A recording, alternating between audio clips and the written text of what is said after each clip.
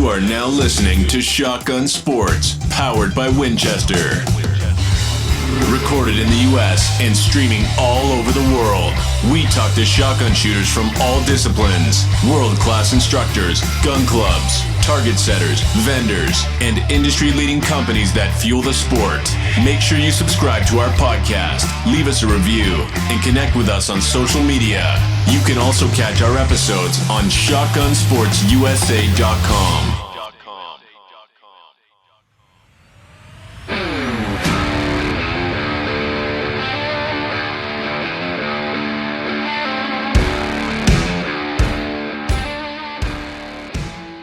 If you or your club are looking to purchase Promatic traps, make sure you get in touch with Rick Hemingway. He is the largest Promatic dealer in the country and can handle everything for you. Rick offers new and pre-owned units and exceptional service. He also has a huge rental fleet, so no job is too big or small. Rick is well known for setting championship-style targets and designing unbelievable courses, so make sure you ask him about his turnkey services for skeet, trap, and five stand. Contact Rick today at backwoodsquailclub.com or call 843-546-1466.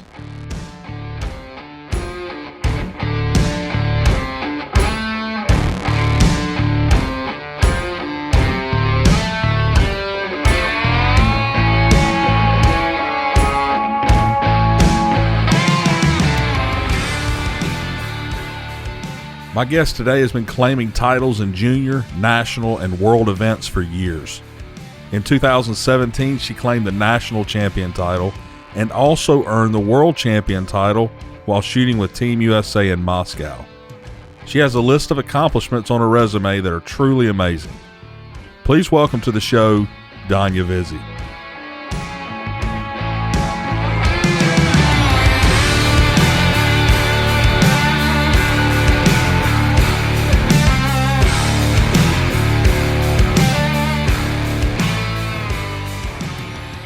Welcome to Shotgun Sports, Dania. You are actually the first world champion skeet shooter to ever be on this podcast. How are you? I'm very good. Thanks for having me. How are you? I'm good. I'm glad you could join me tonight. And for everyone listening, and for anyone that follows social media and clay shooting, they should have ran across your name by now. You have one of the largest followings in social media that I have ever seen in this sport as a whole.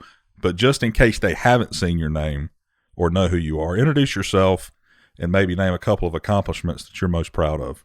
Yeah, for sure. So my name is Dania Vizzi. I'm 26.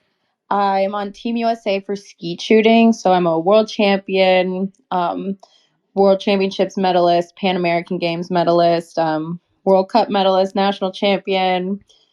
I hold the national record for skeet, and I'm pretty much one of the first girl trick shotters on social media. So that's my real claim to fame, is trick shooting. So, all right, how did you get into the trick shooting? Since you mentioned that.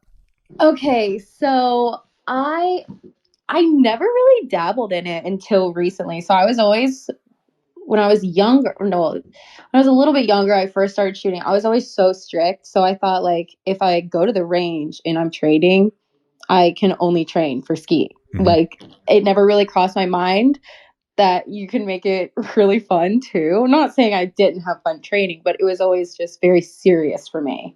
Right. I'm using the whole amount of time allotted to just shoot skeet. And then my coach was always trying to tell me, you need to have fun every once in a while. You need to do this. So one day he came to coach me, and he shot for the Army. Mm-hmm. And the Army actually does trick shooting demos. So he was part of that team. Right. And so he brought his old Army Remington pump shotgun to the range. And he's like, we're just going to have fun for 20 minutes. And I was so obsessed with trick shooting, and I was so bad. I did not know what I was doing. I was missing targets left and right. I didn't know how to shoot from the hip or do anything. Yeah. Well, but I was just so intrigued with the whole thing that I just had to learn. So that weekend, I spent more time trick shooting than I did actually shooting skeet, but I think it helped my game. Really? How's that? Well, because trick shooting is all about like pointing, you know, pointing your finger. Because when you're trick shooting, like I'm shooting behind the back over my head, but I'm just kind of learning how to like point at the target and kind of use my like fingers and my hands to, Mm-hmm. point where you want to shoot. And I think it just made me an all around better skeet shooter. Ah, So like now if the targets are like not in line, I'm just really good at tracking targets. yeah. Maybe that is why you're good. Maybe you should. Yeah, I think it did. I think it did help. And it's so fun. Like it kind of gets your mind off of the training for a little All while. right. So the real question is this: is how many times do you have to take those shots before you can put one on social media? Um, well, it depends what the trick is. So Number, now, what is it? The number 8 station on the skeet field? yeah, so like number 8 station now, I could go probably film it 1 or 2 takes. We're good. Cause like I have that down pat. Like I can do that over the head. I can do that behind the back. I can do it upside down gun. I Doing can a do it split? right-handed, left-handed in a split. Like, yeah, I can. Station 8, I have got it down. Yeah, I saw. You had one of them that had a lot of views. Was it over 1 million views on Facebook or something? Wasn't it?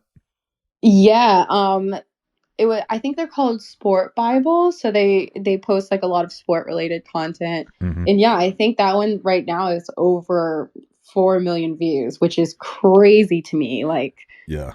I always did it as something fun, and then I would just video it so I could show my family, and then Yeah. I started posting it, and everybody just fell in love with it. So, which one was that?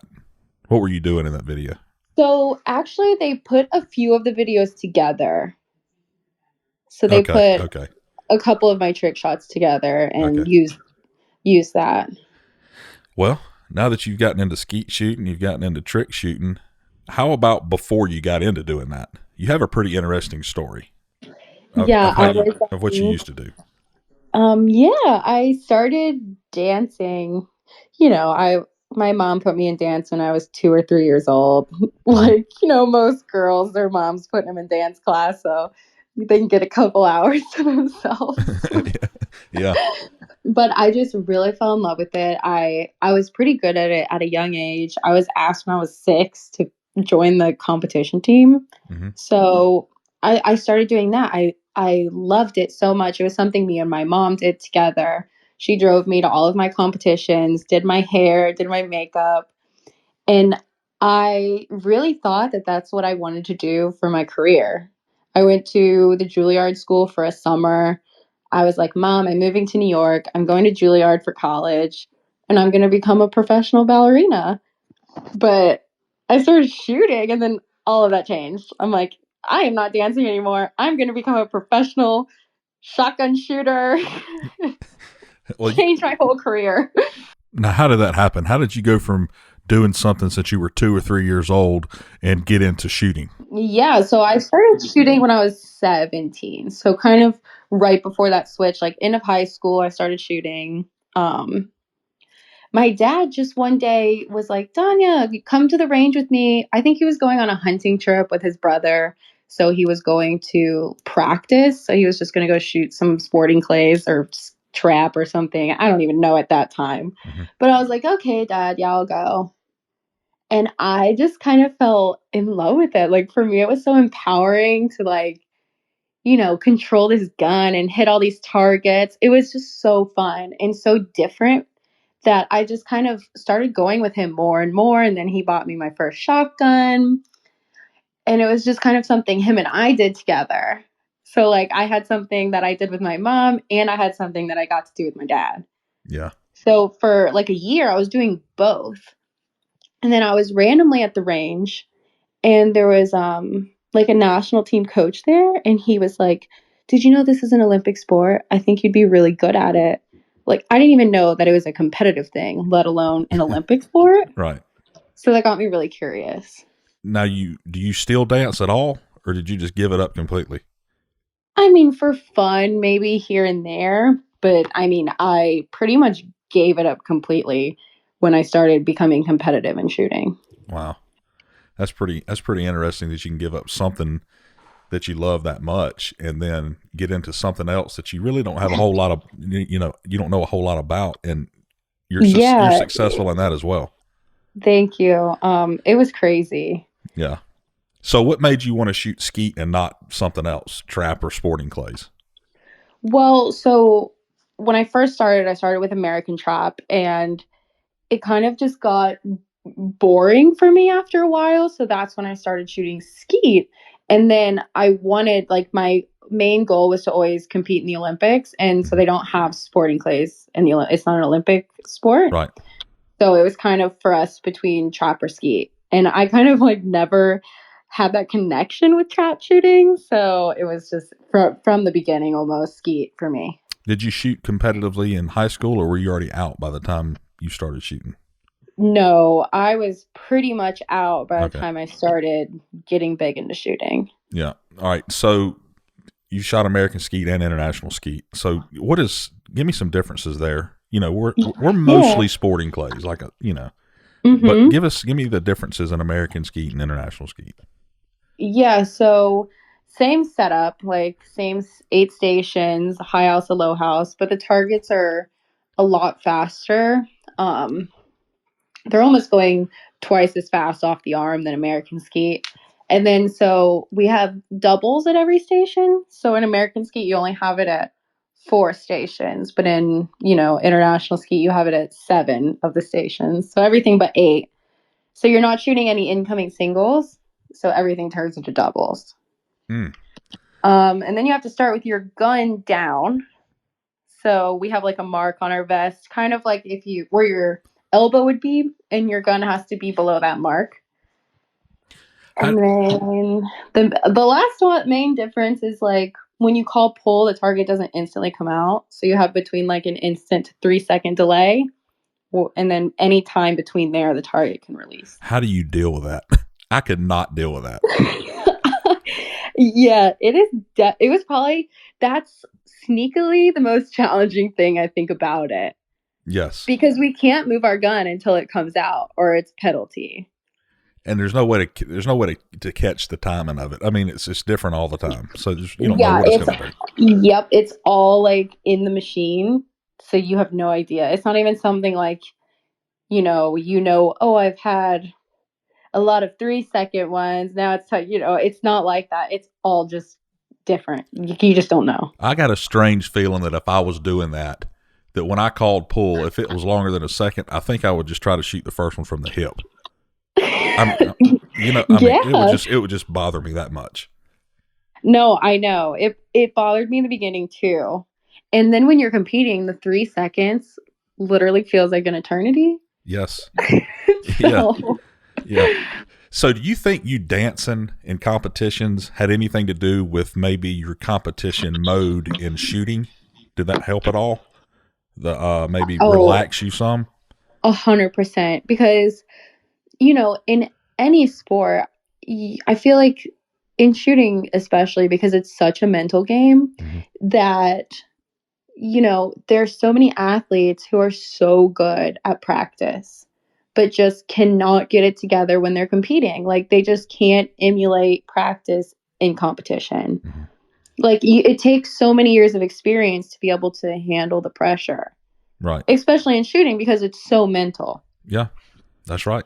In any of the shooting sports. Mm-hmm. Speaking of practice, do you practice any differently now than you did when you first started shooting? Um, a little bit, but I would say like I've kind of stuck with the same, drills that I've always done because it's always just kind of worked for me.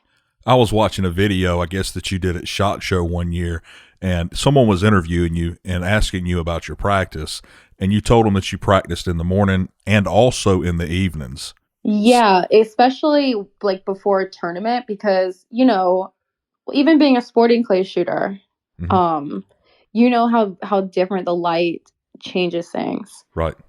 And so, especially in skeet, because you have that semicircle, so you're getting the sun in so many different places.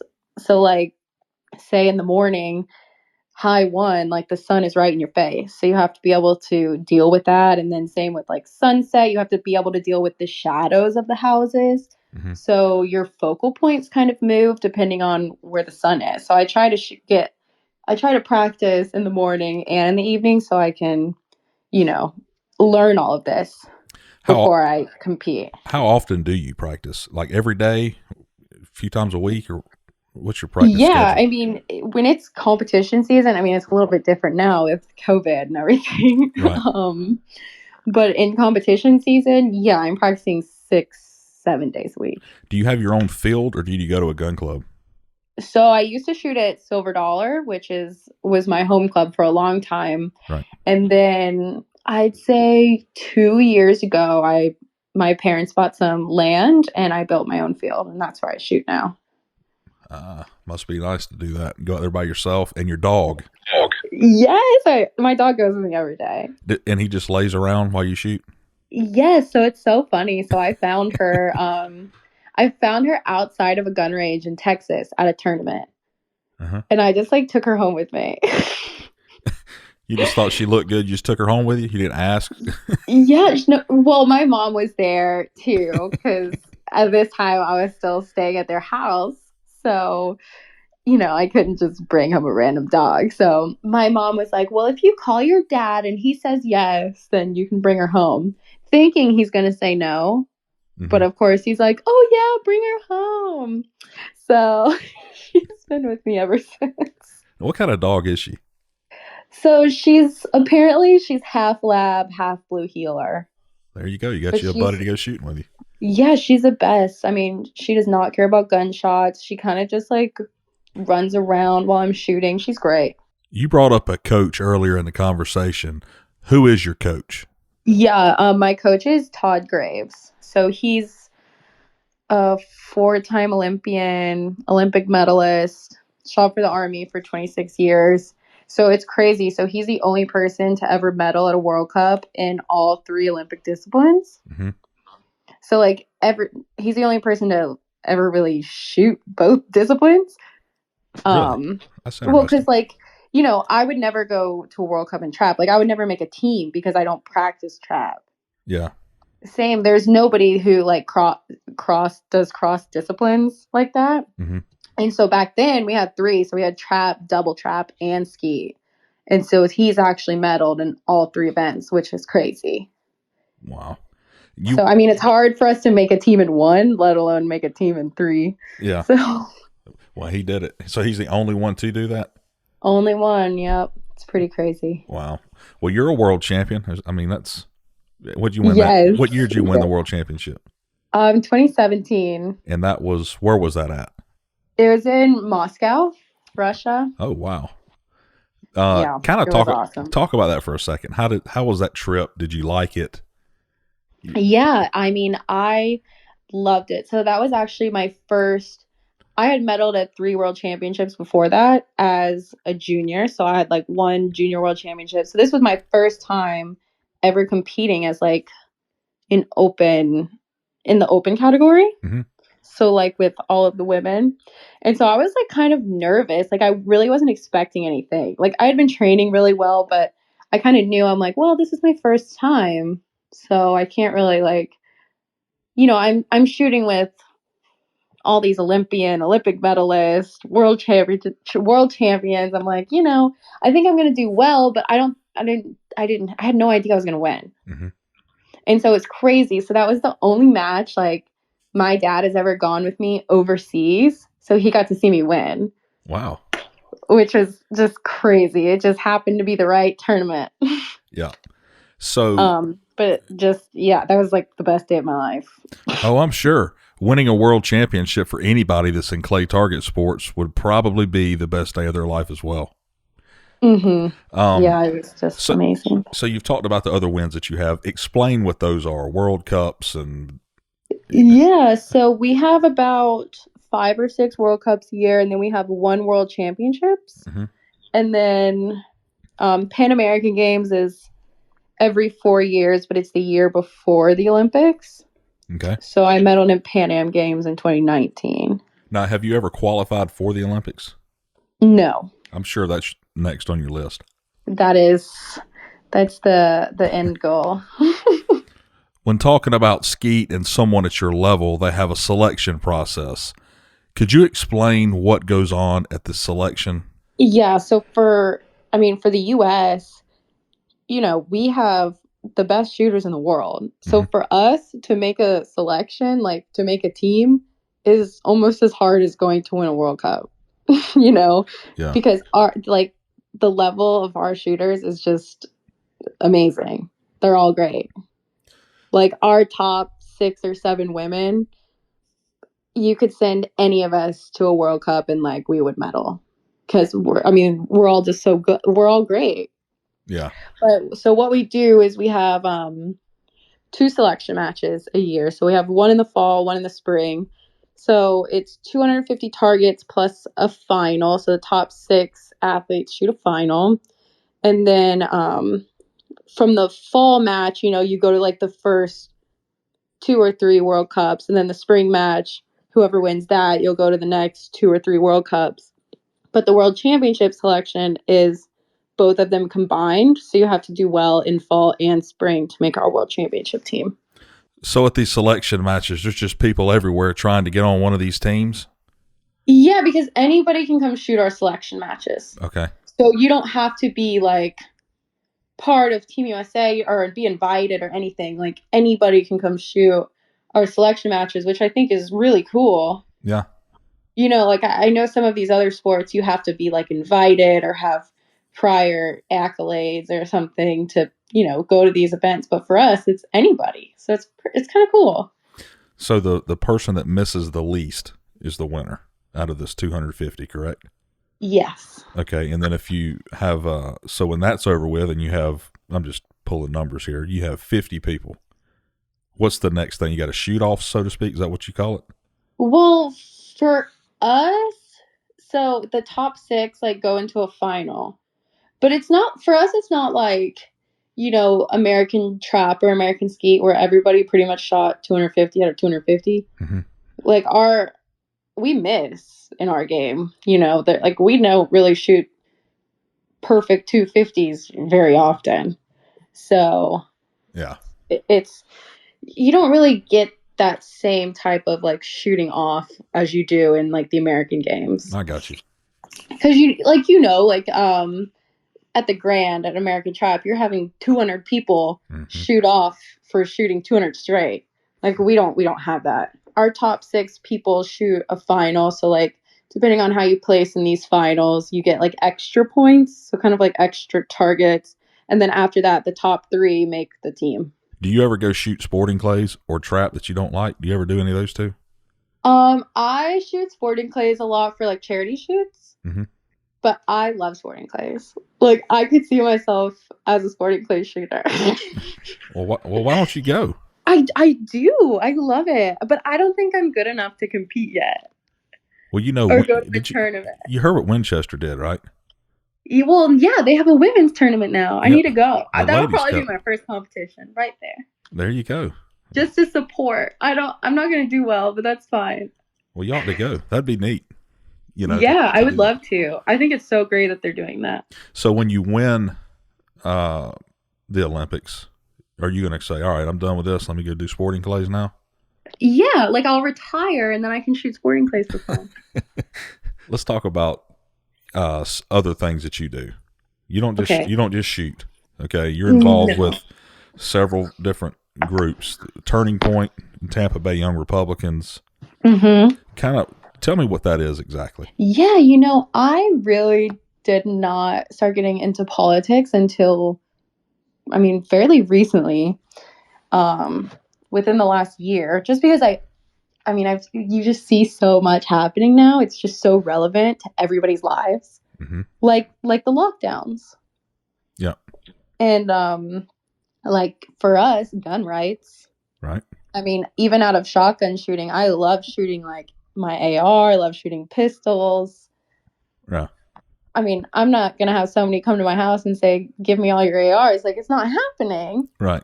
Right. So I don't know. I think I've just become kind of passionate about it in the last year. Yeah. So I ran to be on the board of the Young Republicans here in Tampa, and I got to do that, and so I'm involved in that. And then I'm involved in Turning Point, which is like a student organization. So they pretty much go to different college campuses and they talk about, they don't make it about being a Democrat or being a Republican. They just kind of talk about the benefits of like freedom, free market, limited government, Yeah. and try to just like get those principles Yep. kind of put into like college students' minds so then they can make their own decisions at the polling. Yeah, you said you got interested in it, the past year. It was a perfect time to get interested in it. I mean, with so much stuff going on, it's just it's crazy. Yeah. So what does Tampa Bay Young Republicans do? So we're just kind of a group. We meet once a month, so it's kind of just where like Republicans can kind of like meet each other, especially in like these big cities. Yeah. You don't really, you don't have a place to go where that your values are respected or cared about. So kind of we have different speakers come in and talk about, like last month we had a doctor come in and talk about COVID. This month we're having like some congresswomen and men come in and talk to us. And then we just try to do things around the city, to just keep our freedoms and everything in Tampa. So like they were trying to shut down some of our bars for, COVID restrictions. Right. So we would go to these meetings and talk and, just try to lobby for, our bars not to be shut down, just kind of local things. Businesses got to keep going. They can't just stay shut down forever. Well, the thing is like DeSantis has done such a good job in Florida. Uh-huh. Like we have been open pretty much the whole time and our numbers are so low. Yeah. It's crazy because you see that it works. Yeah. Georgia's the same way. Yeah. I don't know that I have seen anything really shut down I don't think I've seen anything shut down at all, honestly. Yeah, I think for like 2 weeks we couldn't go into a restaurant. Yeah. But that was it. Yeah. Because, I mean, life has to move on. Yeah. And COVID was more of a political thing. I'm not saying it's not real. It's not a real disease. But, the chances of most people dying of it is so small. It's like, risking going to get the flu. So, I mean, you can't, obviously. I don't want either one of them. Yeah, exactly. Like, nobody wants to get sick, but you have to continue life. Let's talk about social media because those, I know Turning Point's huge on social media. Yes. And your account's big and you've got a lot of followers. Kind of talk about how you got to where you are with social media. Yeah. I mean, when I first got it in Instagram, I think I was in college. I didn't really care about even posting about shooting and stuff. Like it was just kind of something where I could talk to, girls I went to high school with or like keep in touch with college friends. Like I never really thought of it as like a business, I guess. Not even a business, but like somewhere I can share what I do to, thousands of people all over the world. Like I never knew that it was something like that.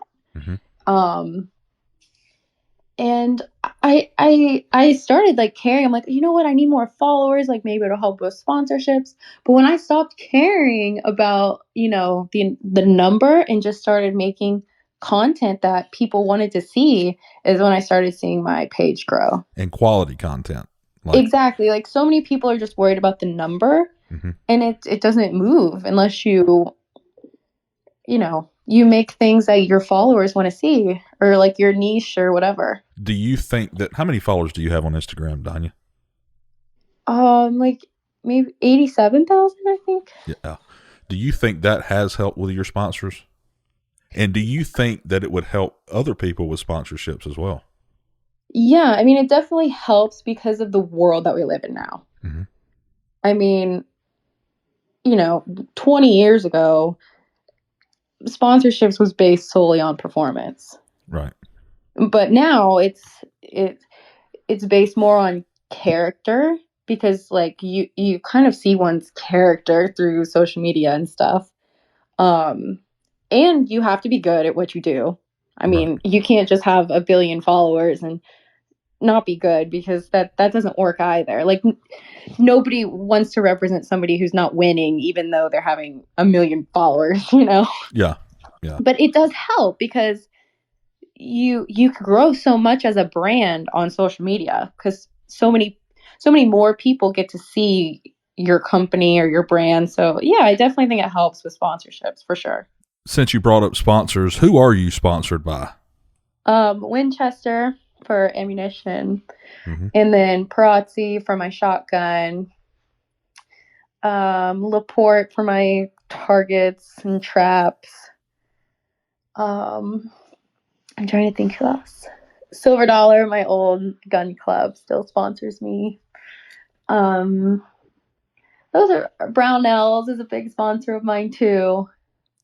Yeah, you posted some It's stuff so on. crazy because it's like all of these people I'm so close with, so it's so like they just become such good friends. Like it's weird for me to think of them as even like sponsors, you know, because they're all such great companies with great people. Mm-hmm. It's like I'm trying to like go down the list of friends, you know.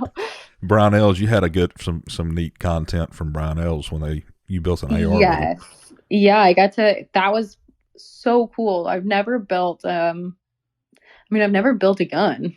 I've always just bought them off the rack, you know. So to like go through the whole experience. I mean, I built that thing from nothing. It took hours. It was amazing. Well, now It was so fun. What did you end up building? What was it? So I built an AR-10 in 6.5 Creedmoor.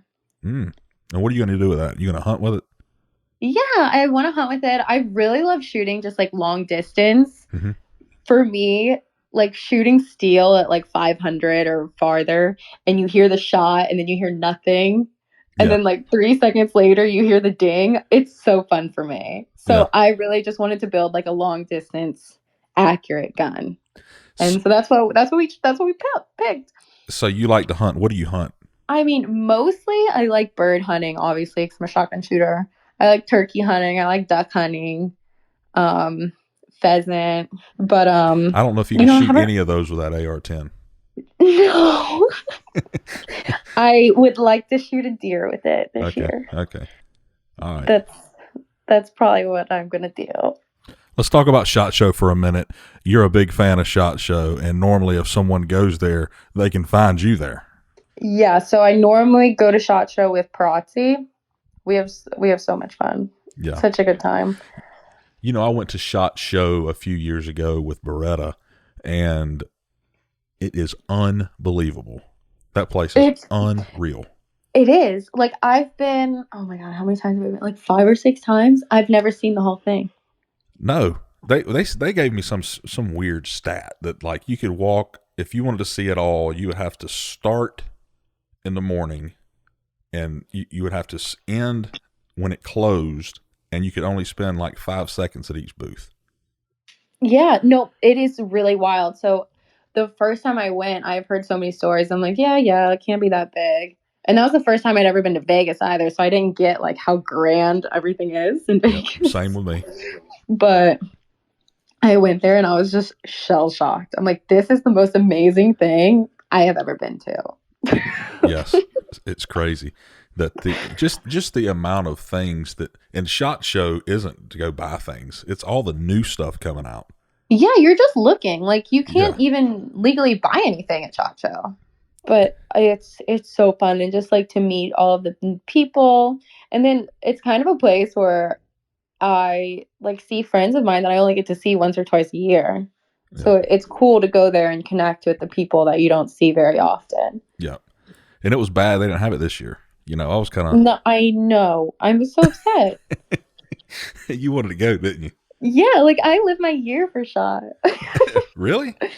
I love SHOT Show. So I go with Perazzi. So like they're based out of Italy. Right. So it's kind of one of the only times I get to see Moro Prazzi and like talk to him. Mm-hmm. And it's so fun. Like I love dressing up. Like I love getting down and dirty. I love hunting, but I love being like a bougie city girl too. Like I like both. Okay. So for Prati, I always get to wear like these nice dresses and heels and like look pretty with the guns. Like it's so fun for me. So people coming up to the booth would not think that you knew how to shoot a shotgun. Oh yeah, unless they know who I am, they think I'm just some like random girl that they hired to like take photos with the guns. Yeah. I bet that's funny to see some people walking up and say, "Hey, can I get somebody that knows what they're talking about?" I know. So they'll be like, "Oh yeah, can I ask somebody a question?" I'm like, "Oh, you can ask me," and they're like, "What?" I'm like, "Yeah, this is my job. Like, I shoot guns." You dressing up like that, you wouldn't think that would be the case. I know. So it's kind of the one, and I get to go to Vegas. It's just so fun. I love SHOT, and I love food. I'm such a foodie, and I get to eat. I eat so well when I go to SHOT Show. So where's your favorite place to eat in Vegas? Oh, well, do you remember? I love Nobu, and I know that's very basic, but I love sushi. We went and ate sushi somewhere, and I can't remember where it was. Well, the thing is you pretty much you can't find like a bad restaurant there. Because to survive in Vegas, you have to be really good. So I just feel like anywhere you eat there is going to be delicious. Yeah, that's probably true. Your Parazzi, how is it set up? How's that? What do you shoot barrel length, choke wise? Yeah, so I actually shot 28-inch barrels until recently. I just switched to 30s. Because we added some new targets in our finals. So it's like reverse pairs of a pair that we used to shoot. And so my coach thought, oh, I think if you get longer barrels, because it's kind of like a faraway shot. So it's more of like a sporting clays thing. Because you shoot longer barrels. Right. 32s. Y'all shoot like 32s. Yeah. So he's like, I have 30s that are really light from his old Parazzi. And I tried them, fell in love with them. So I'm actually shooting 30s now. And then I compete with IC Light Mod. For the people listening, explain why skeet shooters like such short barrels on their guns.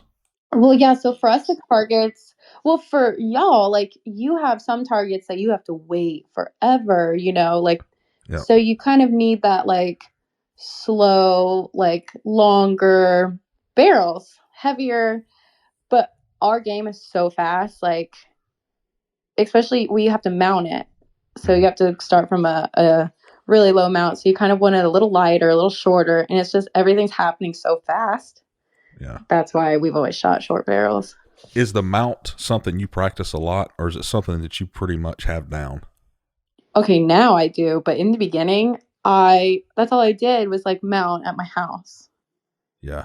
Like I had tape. I destroyed our walls. Like I had tape on the walls and like a light at the end of my barrels, and I would practice mounting over and over and over until I got it down. All right, so what does that mean? Tape on the walls and light on the end of your barrel. What are you doing? Yeah, so I had like tape on the wall and then a light at the end of my barrel. So like for us, it's really bad to have like a lot of muzzle movement as you're mounting because you want like your muzzle to stay at the same plane through the whole mount. Right. So I would practice it really slow, but the light would show me if my like barrel was dipping or anything. Okay, gotcha. So I would do it like really slow, maybe 10 times, then kind of medium speed 10 times, then fast 10 times until I didn't have any muzzle jump or anything. Well, that could be good for someone shooting VTASC as well. It's 100%. It's not quite as low as what you're shooting, but it would still keep your muzzle from jumping, moving up or down. Exactly. Yeah.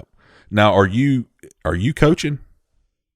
I don't really coach. I mean, here and there at like my local club and stuff, but I'm not like traveling places to coach. No. Yeah. Do you still see your coach as far as for instruction? Yes. For instruction. 100%. Yeah, I mean, I think with anything, you do it so much that you do get like little bad habits that you just can't see. Like you need somebody else to see it. Somebody who knows how you shoot too. Yeah. You know, like a random person wouldn't be able to tell me what it is, but he's seen me shoot so many times that, you know, I can even send him a video if I have a problem, and he can almost from the video tell me what I'm doing wrong. We talk a lot about women and shooting on the podcast and how to get them more involved. What do you think holds some women back from starting to shoot? You know, I think for most women that I know that haven't shot before, it's just because they're like scared. That's the same thing everybody says. Yeah, yeah, and you know what? It's true. Yeah. I mean, I was scared the first time I did it. Yeah. But that's just intimidating. The big guns, the loud noises. It is, and especially like the thing is too is so many women I feel like get turned off from it because someone will give them like a gun that's too big for them or something with too much recoil, and then they never want to do it again. Yeah. You know, like I feel like places need to be really educated in what they give a woman the first time they shoot. What would be your recommendation? I shot a 410 the first time I shot, and then kind of like worked my way up to it. Mm-hmm.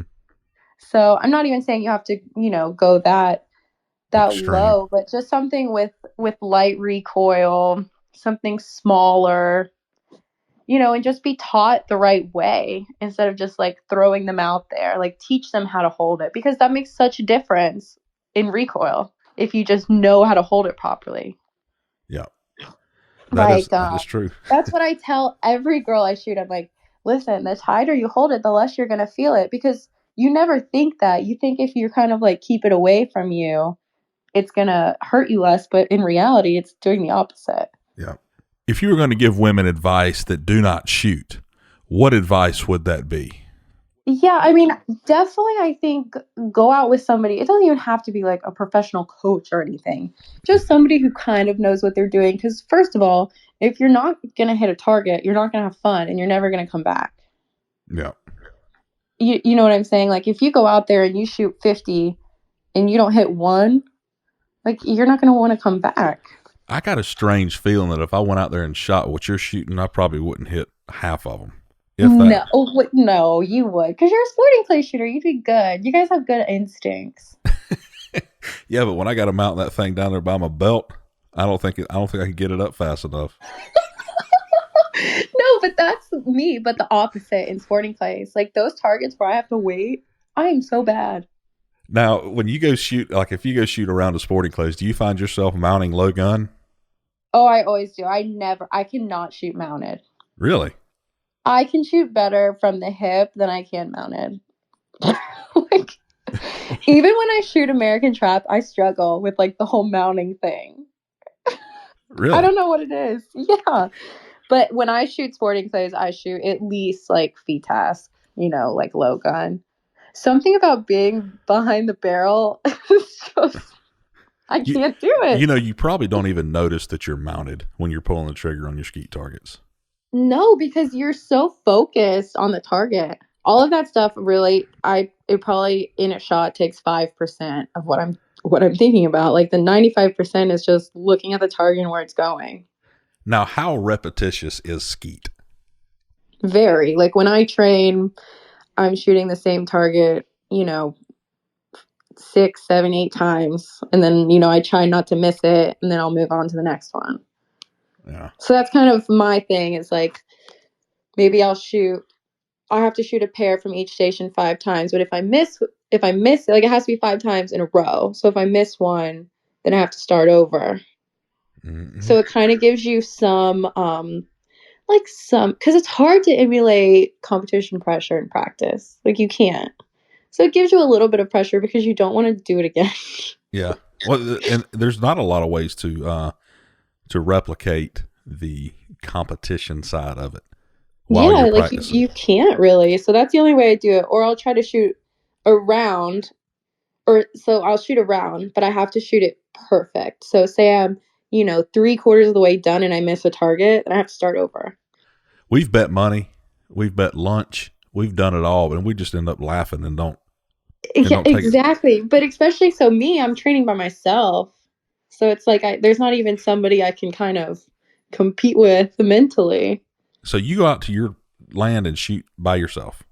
Yeah, I'm like always shooting by myself. Wow. And your dog? And my dog. And my mom. She pulls for me. So she goes out with you and shoots? Yep. So she'll pull the targets for me. Is she upset that you don't dance? I think in the beginning, like, she was sad, but she loves it. Like, she loves what I do. She loves shooting. I mean, they kind of got their farm because of my shooting. Yeah. And so now they're so in love with it. They're building a house out there. So I think it's changed all of our lives, but for the better. I'll ask you one more question. I'll let you go. I know you got things to do. No, you're good. This is fun. Are you happy that Tom Brady plays for Tampa Bay? Are you kidding me? Yes. And the thing is Tom Brady is a different man in Florida. Oh yeah? How's that? Because he's like, you know how you see like Florida man? It's always the Florida man. Like Tom Brady is Florida man. You Like have to explain. him and Gronk at the boat parade, like throwing the trophy from boat to boat. He would not have done that for the Patriots. Like he's just he just seems like he's having a much better time here. Well, he won a Super Bowl. He's having a pretty good time. Oh my gosh. That was the most wild thing I've ever seen in Tampa. The streets of Tampa after the Super Bowl it was just people. Like you couldn't drive a car. But we had a great like sports season. Yeah. Like all of our teams did really well. Yeah, come on up to Atlanta. We need some help with that. Yeah, we're living the sports dream here right now. I appreciate you coming on and spending some time No, really, with us. thank you for having me. That was great. Anytime you want me back, just let me know. Just give you a ring. You ready to go? Mm-hmm. Well, Dania, thank you for coming on, and I hope to meet you one day. And good luck in your future shooting. Same. Thank you. Okay. Have a good night.